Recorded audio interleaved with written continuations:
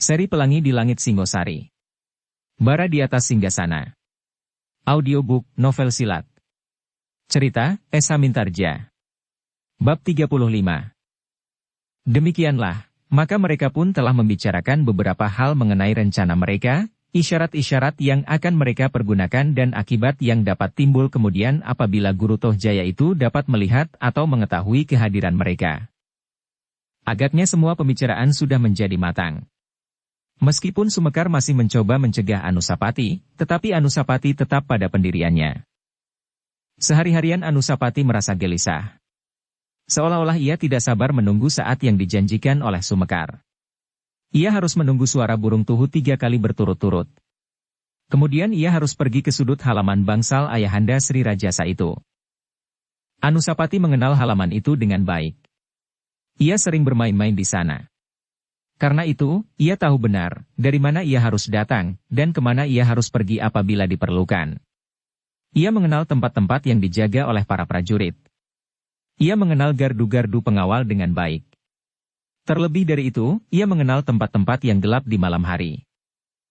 Demikianlah, dengan gelisahnya Anusapati menunggu. Ketika malam tiba, ia masuk ke dalam biliknya, menyediakan pakaian yang akan dipakainya. Dikumpulkannya segala macam pakaian hitam yang ada padanya. Kain hitam dan tutup muka seperti Sumekar.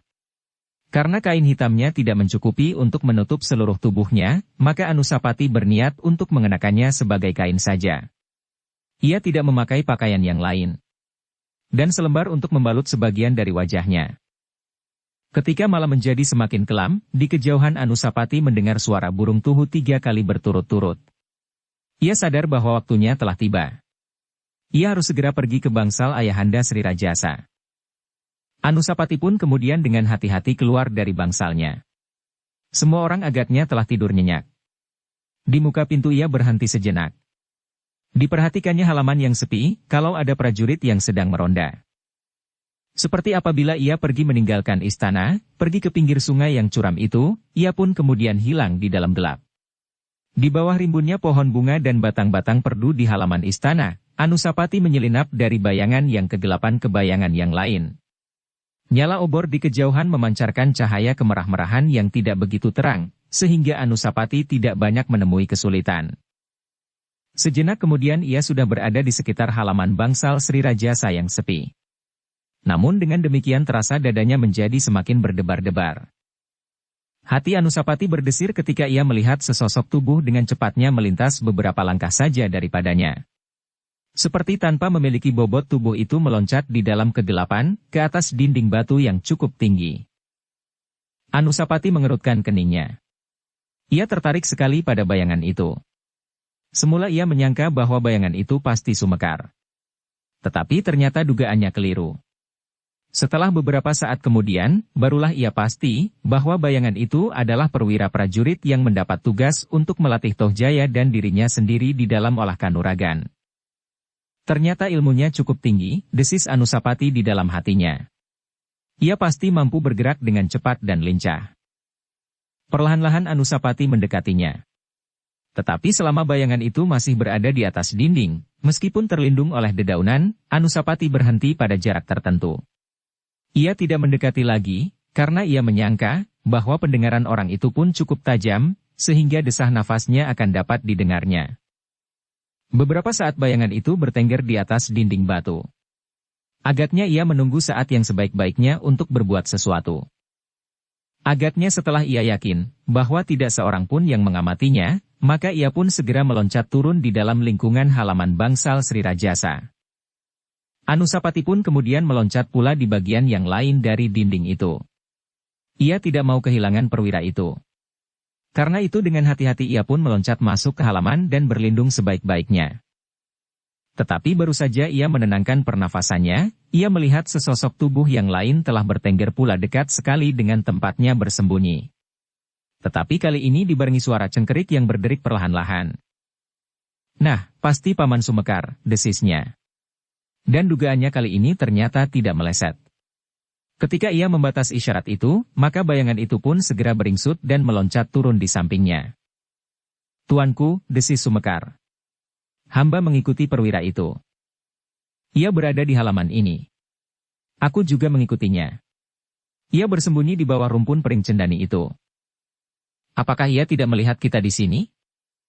Aku kira tidak. Tetapi kita tidak melihatnya juga, apabila ia bergeser dari tempatnya di sepanjang rumpun cendani itu. Ia tidak dapat pergi kemana-mana tanpa kita ketahui. Bukankah bagian itu tertutup oleh dinding yang tinggi? Aku kira ia tidak akan meloncati dinding itu, karena ia tahu bahwa di belakang dinding itu adalah bagian dari pertamanan Ibu Ken Umang. Sumekar mengangguk-anggukan kepalanya. Kalau ia bergeser, ia pasti akan melewati sela-sela antara rumpun cendani itu dan dinding yang membatasi longkangan belakang itu. Ia pasti tidak akan berani meloncat ke atas dinding batas itu pula. Jika di dalam ada seseorang, maka orang di dalam longkangan itu pasti akan segera mengetahuinya. Sumekar mengangguk-anggukan kepalanya. Lalu katanya, jadi jalan manakah yang paling baik dilalui? Pohon sawo kecil itu. Sumekar mengangguk-anggukan kepalanya. Katanya, hamba juga sudah menduga bahwa jalan itulah yang paling baik. Seandainya hamba pergi sendiri, hamba pun akan meloncat ke atas dahan sawo kecil itu. Kalau perwira itu juga berpikir demikian, dan ia juga meloncat pada dahan sawo itu. Kita kehilangan tempat untuk bertengger. Sawo yang lain tuanku. Ada kekurangannya. Jaraknya terlampau jauh dan mudah diketahui oleh orang yang berada di cabang sawo yang pertama. Sumekar mengangguk-anggukan kepalanya. Tetapi mereka pun terdiam, bahkan menahan nafas mereka, ketika dua orang prajurit peronda lewat beberapa langkah saja di hadapan mereka. Baru setelah prajurit itu hilang di balik regol, keduanya menarik nafas dalam-dalam. Mudah-mudahan perwira itu menemukan jalan lain, desis Sumekar. Anusapati dan Sumekar pun kemudian terdiam. Mereka memperhatikan rumpun cendani itu dengan seksama. Mereka tidak mau kehilangan perwira prajurit yang sedang berusaha melihat di mana Toh Jaya berlatih. Ternyata perwira itu seperti juga Anusapati dan Sumekar, ia mengenakan pakaian serba hitam. Ia pun menganggap bahwa pakaian hitam adalah pakaian yang paling baik baginya untuk bersembunyi di malam hari. Setelah menunggu sejenak, maka Anusapati dan Sumekar pun melihat bayangan yang bergerak-gerak di sela-sela rumpun bambu cendani itu, sehingga mereka bergeser sejengkal maju. Paman, bisik Anusapati. Agaknya dari tempat itu, ia dapat mendengar seandainya ada seseorang yang sedang berlatih di balik dinding. Sumekar mengangguk-anggukan kepalanya. Tetapi ia tidak menjawab. Kini mereka berdua dengan tajamnya mengikuti prajurit itu dengan tatapan mata mereka. Sejenak mereka berteka-teki, di manakah perwira itu akan mencari tempat untuk melihat longkangan belakang bangsal si Rajasa? Tanpa diduga-duga, ternyata perwira itu memilih tempat yang lain sama sekali dari perhitungan Sumekar dan Anusapati. Ternyata perwira itu kemudian meloncat ke atas atap bangsal yang kehitam-hitaman, sehingga ketika ia menelungkup, maka hampir tidak dapat dilihat sama sekali, bahwa ada seseorang di atas atap itu. Sumekar dan Anusapati saling berpandangan sejenak. Kemudian bersama-sama mereka tersenyum. Terang juga pikiran orang itu, desis Anusapati. Ya tuanku. Ia tahu benar, bahwa bangsal itu sekarang sedang kosong karena tuanku Sri Rajasa sedang tidak ada di istana. Anusapati mengangguk-anggukan kepalanya, kemudian. Lalu, bagaimana dengan kita? Kita masih mendapat tempat tuanku. Anusapati mengangguk-anggukan kepalanya. Namun kemudian ia menggamit Sumekar sambil menunjuk ke arah perwira yang berada di atas atap itu. Ia bergeser ke samping. Ia akan melihat longkangan itu dari bumbungan atap. Marilah, kita memanjat pohon sawo itu. Tetapi kita harus berhati-hati. Kita harus memanjat di balik batangnya, supaya apabila tidak disadarinya ia berpaling, ia tidak akan dapat melihat kita. Baiklah. Keduanya kemudian dengan hati-hati mendekati pohon sawo di pinggir halaman. Sumekar yang berada di belakang Anusapati berkata, "Silahkan tuanku naik.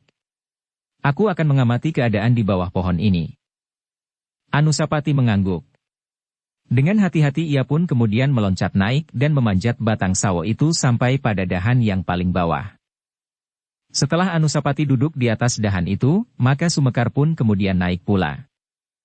Keduanya kemudian naik semakin tinggi.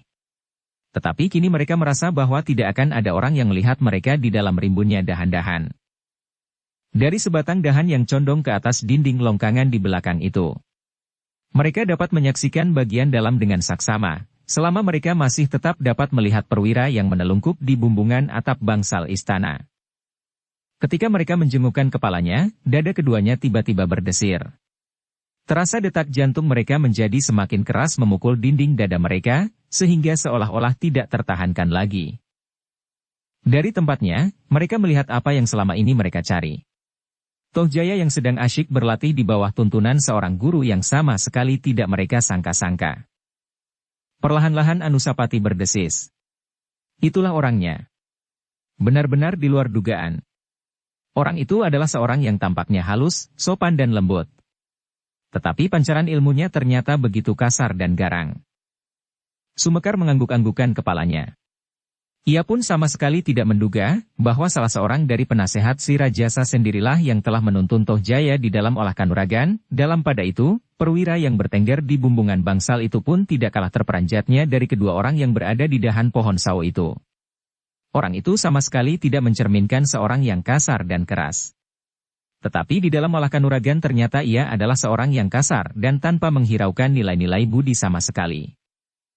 Perwira yang menelungkup di atas bumbungan atap itu untuk sejenak membeku. Tetapi ternyata kemudian ia tidak puas dengan sekedar mengetahui. Ia ingin melihat latihan-latihan yang diberikannya kepada Tohjaya. Jarak dari bumbungan atap dan dari pohon sawo itu ke longkangan belakang tidak begitu dekat. Tetapi mereka dapat melihat dengan jelas apa yang telah terjadi. Mereka dapat melihat dengan jelas betapa Tohjaya ditempa dengan kerasnya oleh gurunya. Tanpa menghiraukan kemampuan jasmaniah Tohjaya sendiri, gurunya mencoba memaksa Tohjaya menjadi seorang yang berilmu tinggi di dalam waktu yang singkat seperti dipesankan oleh Ayahanda Sri Rajasa. Ketika orang yang dengan diam-diam menyaksikan latihan itu melihat bagaimana Tohjaya harus berguling-guling di tanah. Meloncat seperti belalang, tetapi kemudian meloncat seperti kijang. Berlari sambil melepaskan serangan dengan tiba-tiba kepada pelatihnya, kemudian menghindari serangan-serangan yang diluncurkan oleh gurunya itu. Bahkan sekali-sekali Tohjaya telah dilemparkan ke udara dan sekali ia harus berputar, kemudian jatuh di atas kakinya. Latihan yang berat sekali, desis Anusapati. Kasihan, sahut Sumekar. Kalau tuanku Tohjaya tidak tahan, maka tubuhnya akan rusak. Tetapi kalau tahan mengalami tempaan yang demikian kerasnya, ia akan menjadi sepotong besi baja yang kuat sekali, tetapi tidak mampu berpikir dan bertindak di dalam saat-saat yang penting. Ia hanya dapat mengulang dan menirukan tata gerak yang pernah dipelajarinya dengan keras dan kasar. Tetapi ia akan dituntun oleh pengalaman di kemudian hari berdasarkan bekal yang ada padanya. Gerakan-gerakan naluriah. Ia tidak mempunyai kemampuan menciptakan suasana di dalam suatu perkelahian yang sebenarnya. Ia tidak dapat mempergunakan akalnya. Kemampuannya tergantung pada kekuatan dan keterampilannya saja. Sekali ia berbuat kesalahan, sulit sekali baginya untuk menemukan jalan kembali. Anusapati mengerutkan keningnya. Katanya kemudian. Tetapi pengalaman dapat membuatnya mengenal kekurangan itu, Paman. Lambat sekali tuanku. Hamba pernah mempelajari ilmu yang kasar dan keras. Tetapi guru hamba memperhatikan akal yang ada pada hamba. Kadang-kadang hamba dihadapkan pada kesulitan yang harus hamba pecahkan.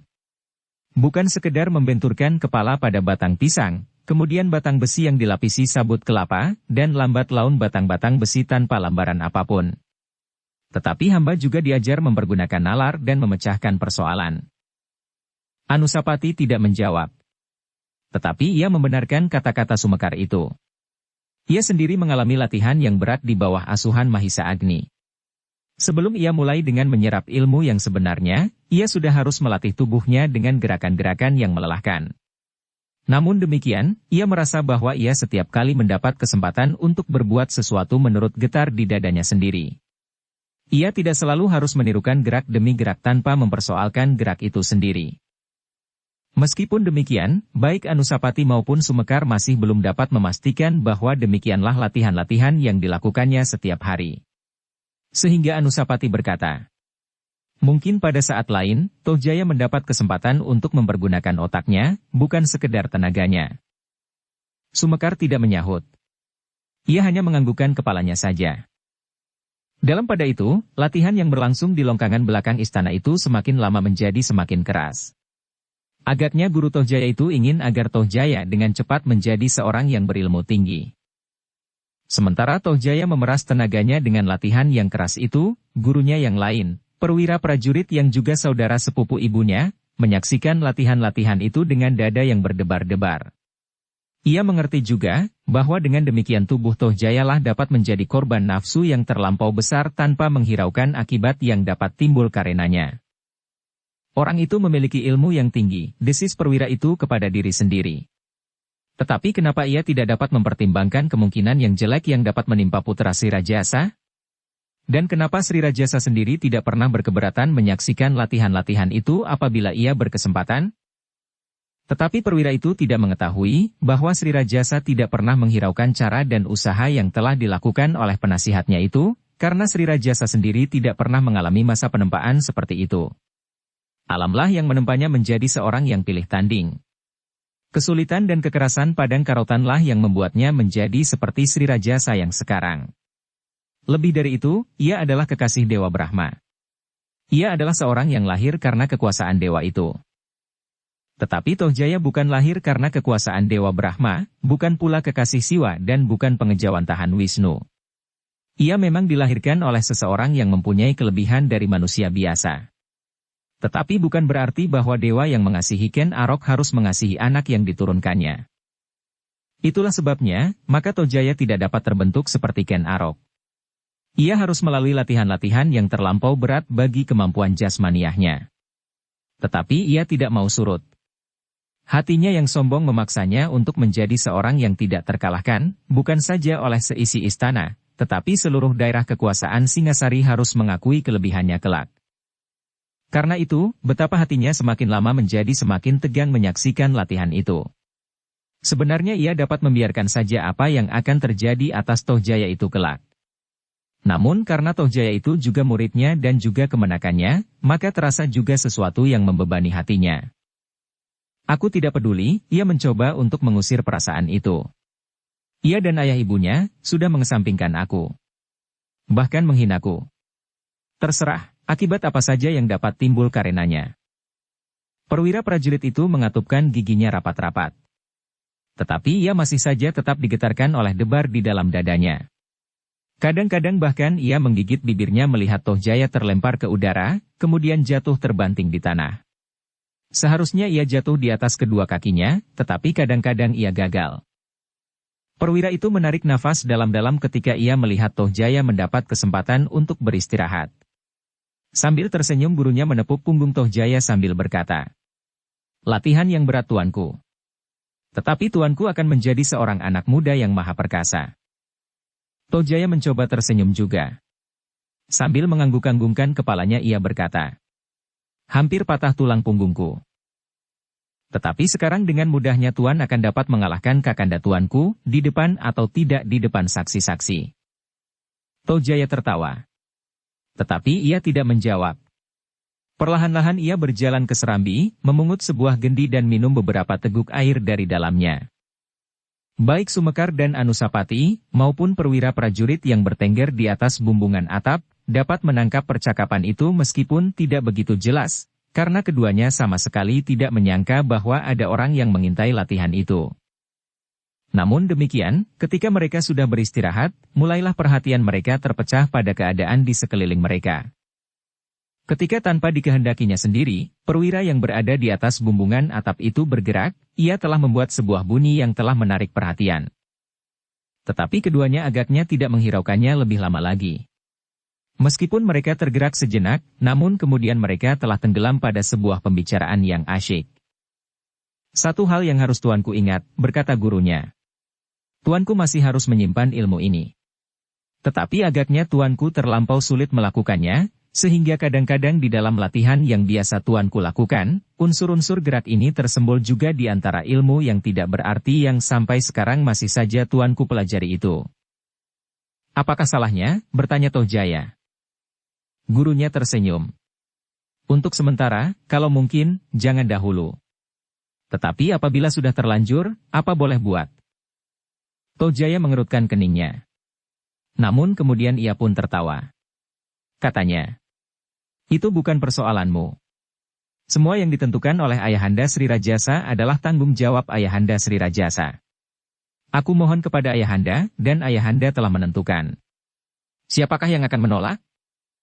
Gurunya mengangguk-anggukan kepalanya. Dahulu ayah memerintahkan agar aku menerima ilmumu di samping ilmu yang aku terima dari guru yang meninggal itu, perlahan-lahan. Tetapi kemudian Ayahanda berkeputusan lain. Aku mohon semuanya dipercepat, dan Ayahanda membenarkannya.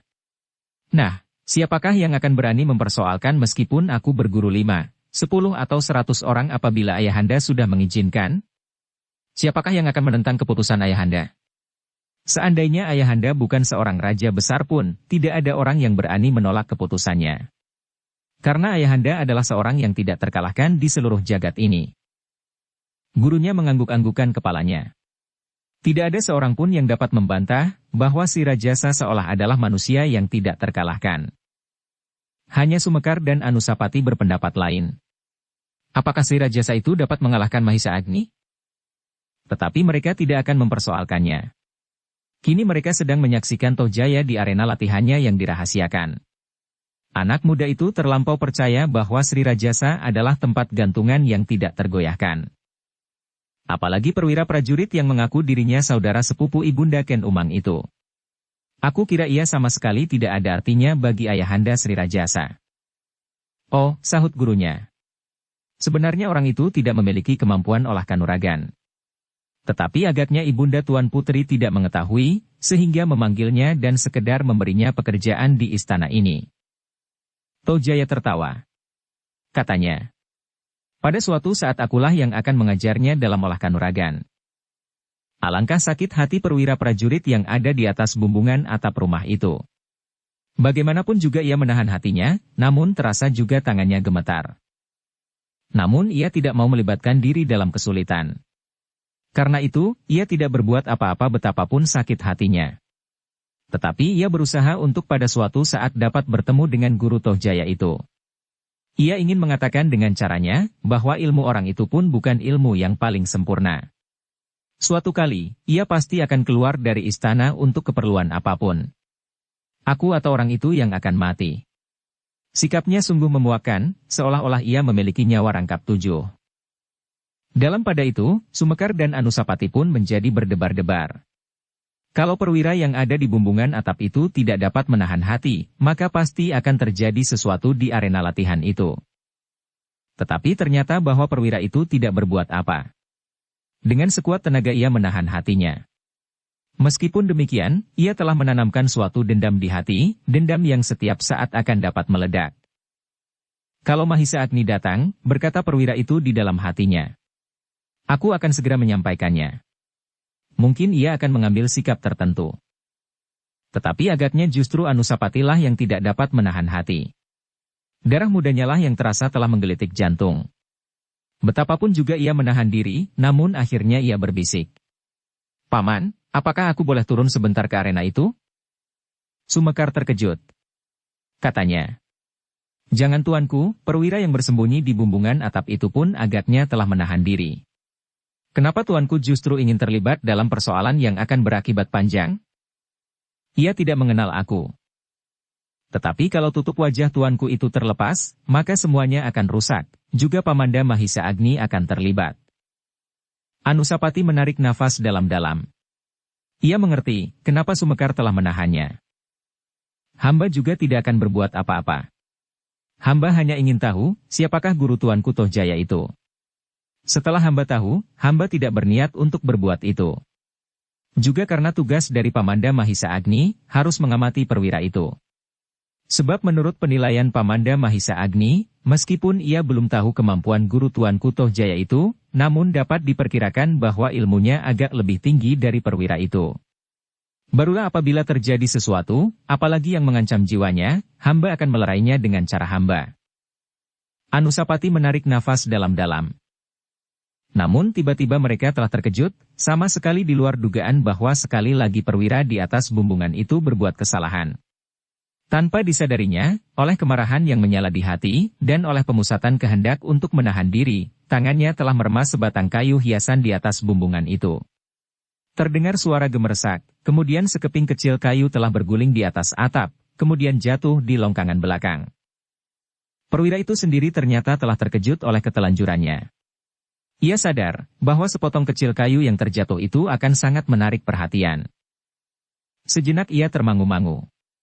Namun sejenak kemudian ia berdesis. Apa boleh buat? Aku sudah berusaha untuk tidak membuat ribut di istana. Tetapi agaknya yang terjadi bukan yang aku kehendaki. Karena itu, perwira itu mengikat selubung hitamnya di wajahnya. Ia masih tetap berusaha untuk tidak dikenal, agar ia dapat membatasi persoalan.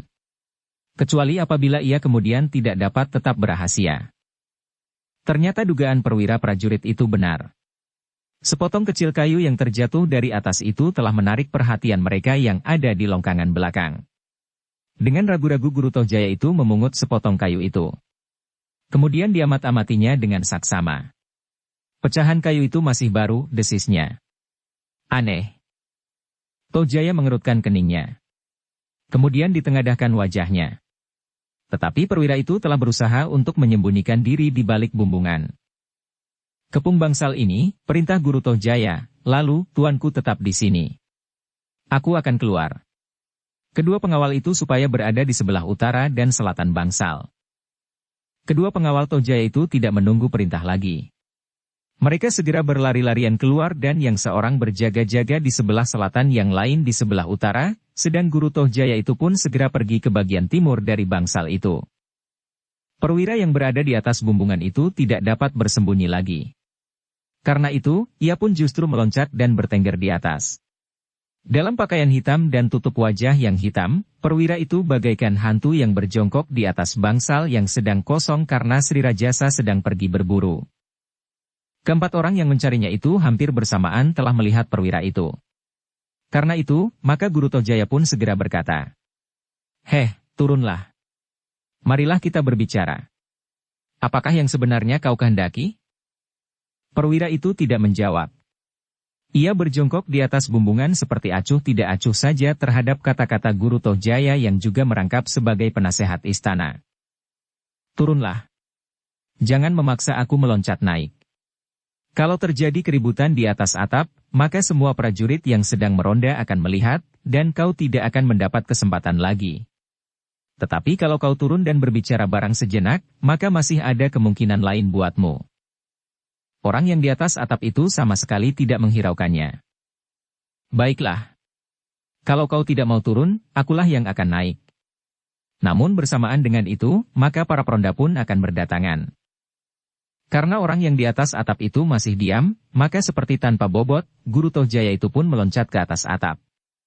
Dengan hati-hati ia merayap naik mendekati perwira prajurit yang sudah lebih dahulu berada di atas. Namun demikian, ia selalu siap untuk menghadapi kemungkinan apabila bayangan di atas atap itu tiba-tiba saja menyerangnya. Tetapi bayangan hitam di atas atap itu tidak menyerang. Bahkan tanpa diduga-duga, bayangan itu bagaikan terbang, terjun meluncur ke bawah dan langsung terjun ke longkangan, di hadapan Tohjaya yang berdiri termangu-mangu.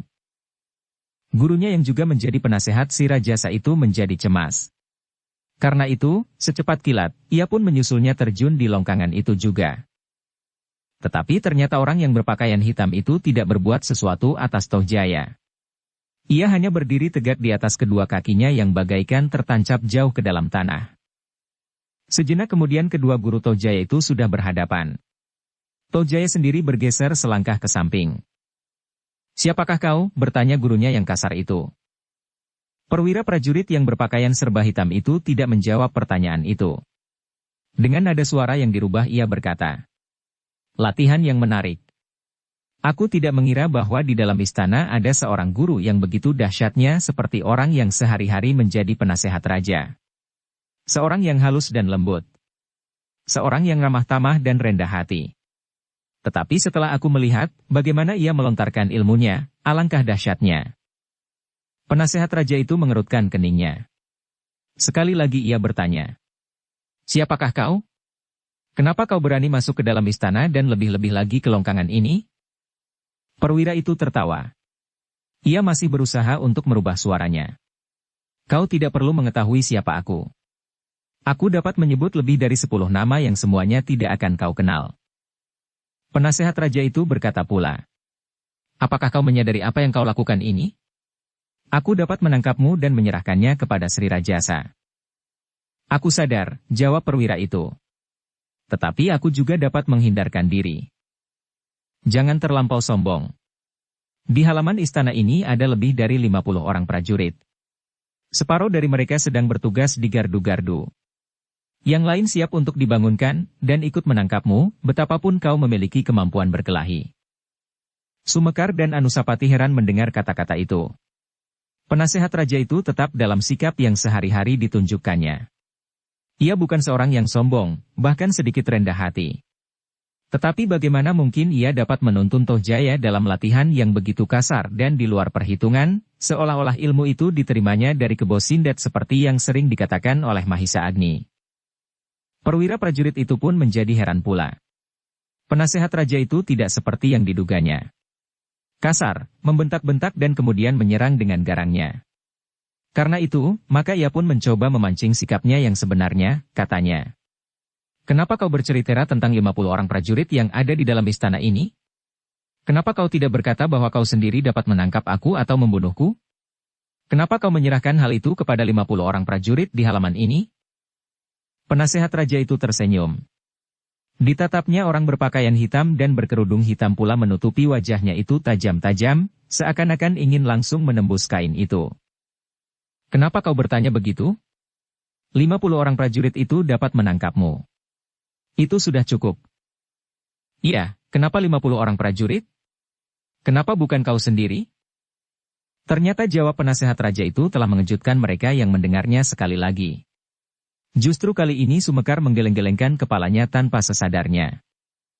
Ternyata orang yang disangkanya ramah tamah, rendah hati dan lembut itu adalah orang yang paling sombong yang pernah dilihat sepanjang hidupnya. Sambil tersenyum dengan nada yang ramah dan merendah penasehat raja itu menyahut. Kisanak. Aku kira 25 orang prajurit itu sudah cukup. Tuanku Tohjaya dan kedua pengawalnya tidak usah ikut bersusah payah membantu mereka menangkapmu. Adalah jarang sekali seseorang besar yang bernilai sama dengan 50 orang prajurit itu, perwira itu termangu-mangu sejenak. Karena itu Kisanak, jangan mengharap aku turun tangan. Kalau 50 orang prajurit itu gagal menangkapmu barulah kau memaksa aku untuk berbuat sesuatu. Sebab, agaknya Kisanak masih belum terlampau masak untuk mencoba menggerakkan aku untuk berbuat sesuatu. Jawaban itu benar-benar telah menyayat jantung perwira itu. Alangkah sakit hatinya. Penasehat raja itu agaknya mempunyai suatu keahlian yang tidak diduganya. Merendahkan orang lain dengan gayanya yang khusus, seolah-olah ia adalah seorang yang ramah tamah dan rendah hati. Kisanak, berkata penasehat itu. Aku adalah orang yang tidak ingin menunjukkan kemampuanku kepada siapapun. Karena itu aku melatih Tuanku Tohjaya dengan bersembunyi di longkangan ini. Aku adalah orang yang paling rendah hati di seluruh istana ini. Aku adalah orang yang tidak pernah menyombongkan diri dengan segala macam cara, karena aku adalah orang yang yakin akan nilai dan harga diriku sendiri. Dada perwira itu benar-benar hampir meledak karenanya. Adalah orang yang paling sombong sajalah yang mengatakan dengan merundukkan kepalanya, bahwa ia adalah orang yang tidak pernah menyombongkan dirinya. Nah, berkata penasehat raja itu. Karena itu, sebaiknya kau berterus terang, siapakah kau dan apakah maksudmu datang kemari di malam hari? Apakah kau sekedar ingin tahu apakah kau sengaja mencuri ilmu yang aku berikan kepada Tuanku Tohjaya? Perwira itu termangu-mangu sejenak. Namun kemudian ia menjawab sambil mengangguk dalam-dalam. Ya. Sebenarnya lah aku pernah mendengar seseorang yang memiliki ilmu termulia di dunia.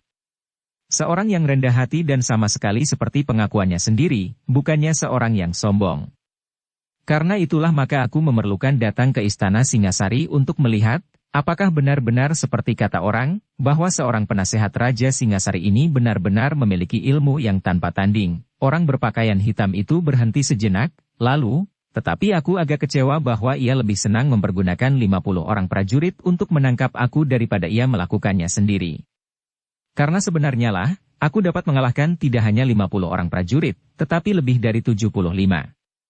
Tetapi aku tidak pernah mengatakannya kepada siapapun, karena aku tidak mau disangka sebagai seseorang yang tidak terkalahkan. Apalagi diketahui bahwa ternyata ilmuku lebih tinggi dari penasehat raja yang rendah hati ini. Sumekar dan Anusapati mengumpat di dalam hati. Ternyata perwira itu mampu juga bersombong setinggi langit, mereka melihat wajah penasehat raja itu menjadi tegang. Sejenak Guru Tohjaya yang kasar itu tercenung. Ia tidak menyangka bahwa ada seseorang yang dapat menyamai sikapnya. Sombong, namun diselubungi dengan kata-kata yang ramah dan lembut. Karena itu, kemarahannya yang tertahan dan selalu disaput dengan sikap yang ramah itu mulai pudar. Wajahnya perlahan-lahan menegang. Jangan mengungkat kemarahanku Kisanak, berkata penasehat itu. Aku benar-benar dapat membunuhmu. Aku sudah terlanjur masuk ke dalam halaman ini. Bagaimanapun juga aku pasti akan ditangkap dan dihukum. Karena itu, lebih baik kita mencoba membuktikan, apakah benar Guru Putra Sri Rajasa itu tidak terkalahkan? Aku datang dari jauh. Aku akan kecewa sekali kalau aku terpaksa membunuh 50 orang prajurit yang tidak bersalah. Apakah tidak lebih baik seorang saja? Gila, tiba-tiba wajahnya yang sehari-hari tampak lembut itu mengeras. Jangan membuat aku marah. Maaf Kisanak. Aku memang mencari jalan membuat Kisanak marah. Semula aku sudah hampir putus asa. Orang seramah dan selembut kau pasti tidak akan dapat marah bagaimanapun juga aku berusaha. Penasehat itu berusaha menahan diri sekuat tenaga. Namun ledakan yang terjadi di dadanya telah memaksanya berkata. Kau memang pantas untuk ditangkap dan dihukum paling berat di halaman depan istana disaksikan oleh seluruh isi istana. Orang itu berhenti sejenak, lalu, maksudku, dihukum di alun-alun disaksikan oleh seluruh rakyat. Nah, jangan menyesal. Aku benar-benar akan menangkapmu dan menyerahkan kau kepada Sri Rajasa. Apakah Sri Rajasa nanti kembali dari berburu? Kaukah yang akan menangkap? Ternyata aku telah mendapat kehormatan tertinggi di istana ini. Wajah penasehat raja itu menjadi semakin tegang. Kini ia tidak dapat menyembunyikan kemarahannya lagi. Dengan demikian maka watak yang sebenarnya pun perlahan-lahan muncul di permukaan sikapnya. Kau terlampau sombong, suaranya mulai kasar. Apakah kau sangka kau bernyawa rangkap? Tidak. Aku tidak menyangka demikian. Aku hanya ingin membuatmu marah dan mendapat kehormatan berkelahi dengan seorang penasehat raja, guru yang terpercaya dari putra Sri Rajasa, meskipun kau dengan masih harus dibantu oleh seorang guru yang lain, seorang perwira prajurit saudara sepupu Ken Umang. Bohong, penasehat itu membentak. Aku sama sekali tidak memerlukannya. Persetan dengan orang itu. Sebenarnya, ia tidak mempunyai ilmu apapun. Jika demikian, orang itu pasti tidak akan mendapat kepercayaan untuk menggurui dua orang putra Sri Rajasa sekaligus. Apalagi yang seorang adalah putra mahkota. Ya. Perwira itu hanya pantas menjadi guru putra mahkota, yang tidak lebih dari seorang perempuan yang lemah. Sebentar lagi putra mahkota itu tidak akan berarti apa-apa bagi Singasari. Dan Singasari akan mempunyai seorang putra yang perkasa, menjadi putra mahkota atau bukan, namun di tangannya lah kelak kekuatan Singasari akan berpusat. Dan orang itu adalah Tuanku Tohjaya ini, sahut perwira yang berkerudung hitam itu. Ya. Perwira itu mengangguk-anggukkan kepalanya. Lalu, apakah aku dapat menilai sampai di mana kemampuannya? Sebelum penasehat raja itu menjawab, Tohjaya yang sombong, yang merasa mendapat tantangan segera menjawab. Baik. Baik. Aku tidak berkeberatan. Tidak usah guruku. Aku akan menangkapmu. Dan aku pula yang akan membunuhmu. Perwira yang berkerudung hitam itu tertawa pendek. Masih berusaha merubah nada suaranya. Katanya. Benar. Tetapi garunya menggelengkan kepalanya. Jangan tuanku. Biarlah aku saja menangkapnya. Biarlah ia mendapat kehormatan besar menjelang saat matinya. Aku kira aku dapat memanggil prajurit-prajurit peronda saja untuk menangkapnya. Tidak perlu aku sendiri. Tetapi aku kasihan kepadanya. Biarlah ia berbangga di hari matinya, bahwa aku, seorang penasehat rajalah yang akan membunuhnya. Bukan prajurit-prajurit kecil dan bukan pula seorang pemenggal leher yang akan memancungnya di alun-alun. Begitu? Tohjaya mengerutkan keningnya. Namun ia terpaksa mengurungkan niatnya untuk melawan orang yang berkerudung hitam itu.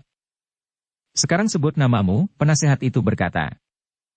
Tetapi perwira itu menggelengkan kepalanya. Tidak perlu. Kau tidak perlu mengenal aku.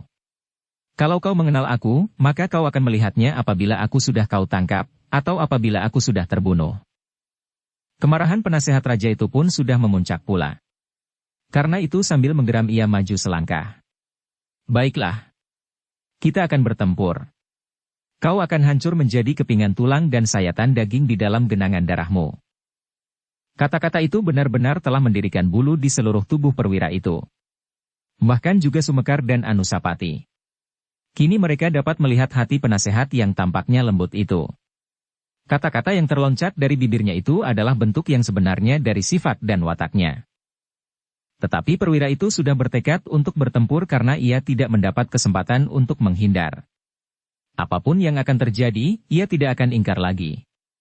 Mati disayat-sayat oleh penasehat yang rendah hati itu, atau dipancung di alun-alun, atau bahkan dihukum picis sekalipun. Karena itu, sejenak kemudian kedua orang itu pun telah terlibat di dalam perkelahian.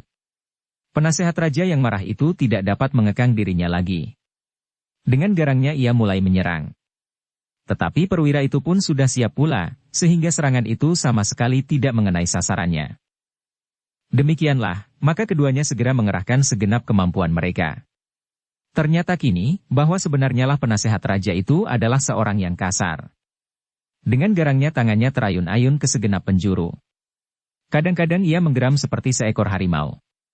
Namun kemudian suaranya meninggi seperti bunyi seekor kera raksasa. Perwira prajurit, saudara sepupu Ken Umang itu pun melawan sejauh-jauh dapat dilakukan. Tetapi ternyata bahwa ia pun bukan orang yang lemah, meskipun terlampau hati-hati. Itulah sebabnya, maka cara yang ditempuhnya untuk menuntun murid-muridnya sangat terpengaruh oleh sifatnya itu. Dengan demikian maka Tohjaya telah menempuh dua orang yang berlawanan di dalam menuntut ilmu kanuragan. Gurunya yang seorang menuntunnya dengan cara yang keras, kasar dan cepat, sedang yang lain, terlampau hati-hati dan agak lamban.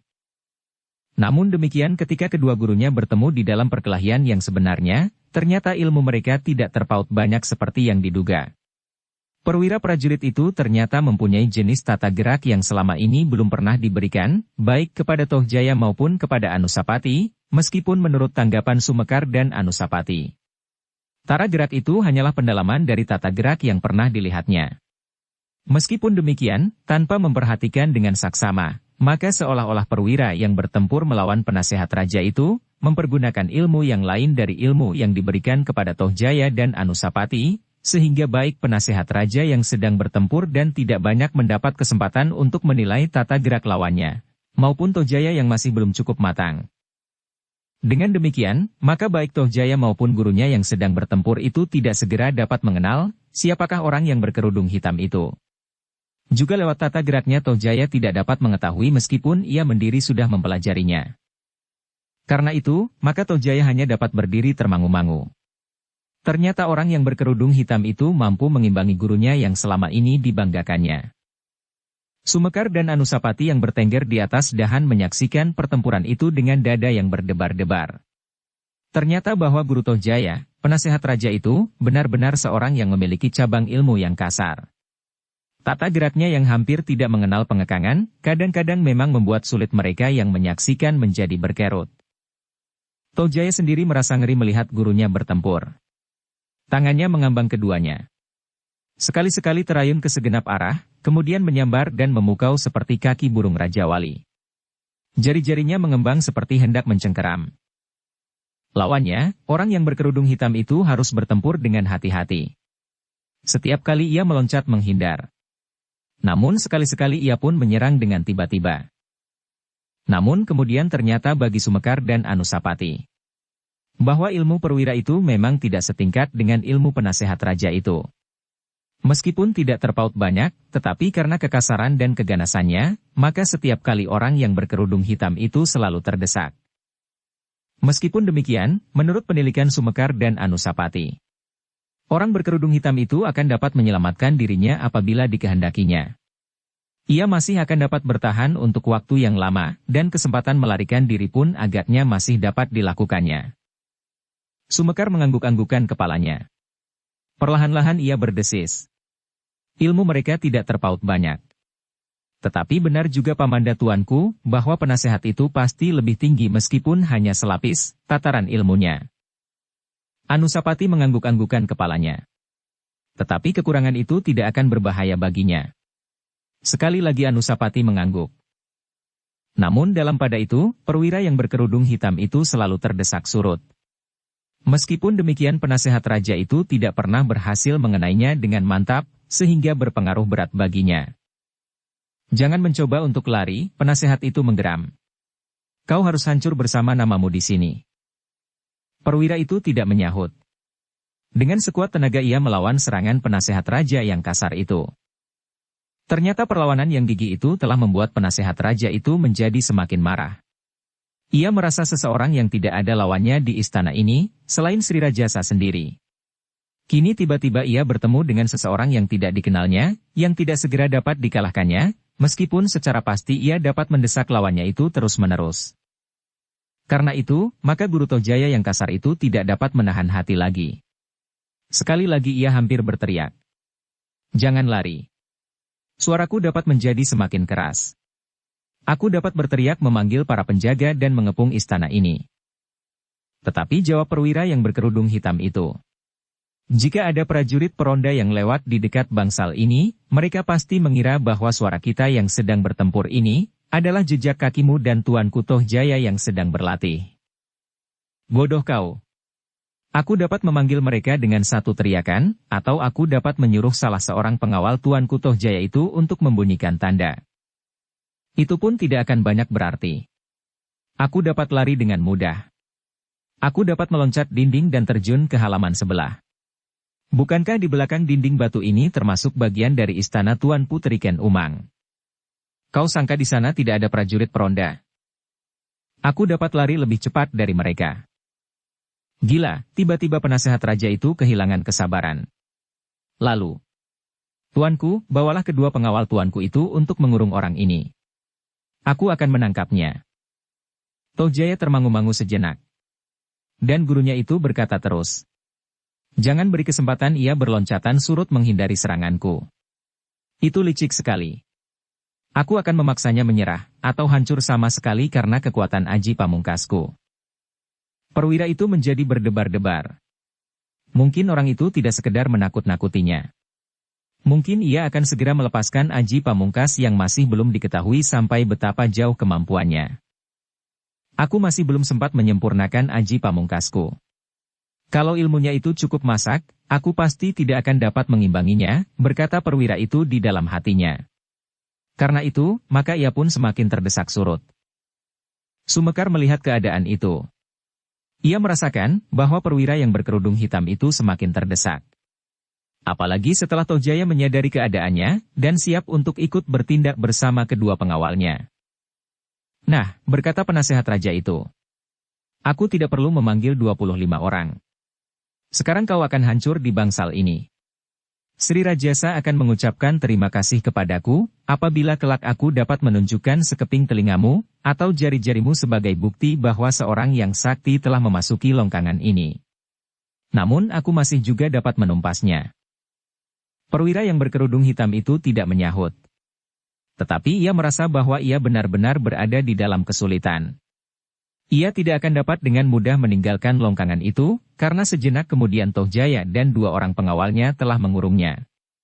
Meskipun dengan mudah ia dapat mengalahkan ketiga orang itu sekaligus, tetapi di tempat itu hadir juga penasehat raja, sehingga meskipun ketiga orang itu tampaknya tidak begitu berarti, namun mereka pasti akan ikut menentukan akhir dari perkelahian ini. Perwira itu berada dalam kesulitan, desis Sumekar. Anusapati menganggukkan kepalanya. Katanya. Aku akan membantunya, sekedar melepaskannya dari tangan penasehat Ayahanda Sri Rajasa. Kalau orang itu dapat ditangkap, maka ia akan bercerita tentang bermacam-macam hal yang barangkali dapat menyinggung namaku. Mungkin ia pernah juga melihat tata gerakku yang tanpa aku sadari lepas di dalam latihan-latihan yang kami selenggarakan, terutama apabila aku harus menghadapi ketamakan Adinda Tohjaya. Bukan tuanku, berkata Sumekar. Biarlah hamba bermain-main dengan kedua orang itu. Bukankah mereka tidak akan mengenal hamba dan tata gerak dari cabang perguruan hamba? Mungkin masih akan tampak unsur-unsur gerak yang kasar, meloncat daripada hamba. Anusapati mengerutkan keningnya. Biarlah tuanku berada di sini. Sudah hamba katakan, taruhannya terlampau mahal apabila tuanku ikut di dalam persoalan ini. Anusapati tidak menjawab. Tetapi ia menganggukkan kepalanya. Sumekar tidak berkata apapun lagi. Dipandanginya dengan tajamnya bagaimana perwira, guru Anusapati itu semakin terdesak, sehingga akhirnya ia tidak dapat lepas lagi. Ia kini berdiri di antara penasehat itu dan Tohjaya bersama dua orang pengawalnya.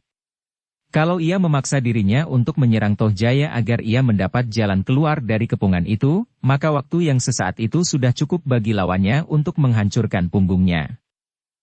Karena itu, perwira prajurit itu berdiri termangu-mangu. Namun, ia sudah bertekad untuk menghadapi akibat apapun yang bakal menimpa dirinya. Sayang, desisnya. Aku belum dapat mengatakan kepada Mahisa Agni, siapakah orang yang tersembunyi ini. Tetapi ia benar-benar tidak sempat.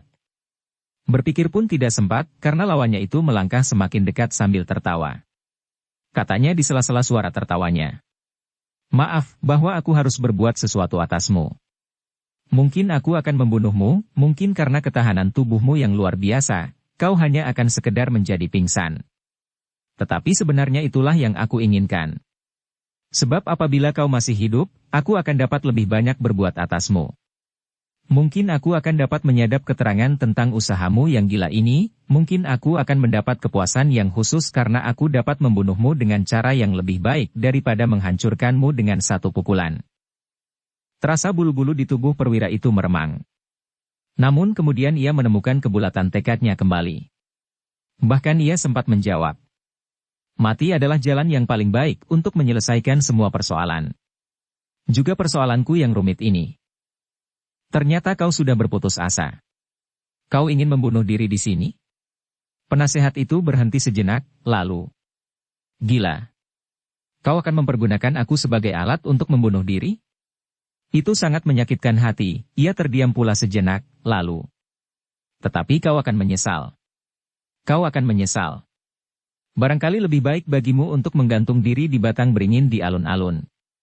Atau menerjunkan dirimu ke dalam jurang yang dalam, atau menusuk perutmu sendiri dengan senjatamu. Tetapi kau tidak akan mendapat kesempatan lagi. Kau akan mengalami jalan maut yang paling mengerikan. Perwira itu tidak menjawab. Tetapi ia tidak menyerah. Ia masih berdiri siap dengan senjatanya, meskipun di segenap penjuru, ujung-ujung senjata telah mengarah kepadanya. Kau masih mendapat waktu sekejap. Berdoalah kepada Yang Maha Agung, agar kau mendapat tempat yang baik di masa hidupmu mendatang. Perwira itu sama sekali tidak menjawab. Dengan tenang ia menengadahkan dadanya menghadap maut yang bagaimanapun juga garangnya. Namun, selagi penasehat raja itu melangkah selangkah maju, tiba-tiba ia terkejut. Telinganya yang tajam segera mendengar gemeresak daun di pepohonan. Ketika ia berpaling, dilihatnya sesosok tubuh meloncat dari cabang pohon yang satu ke pohon yang lain, kemudian hinggap di atas dinding batu yang membatasi longkangan di belakang bangsal itu. Bersambung ke bab 36. Dukung kami dengan subscribe, follow, like, komen dan share. Terima kasih.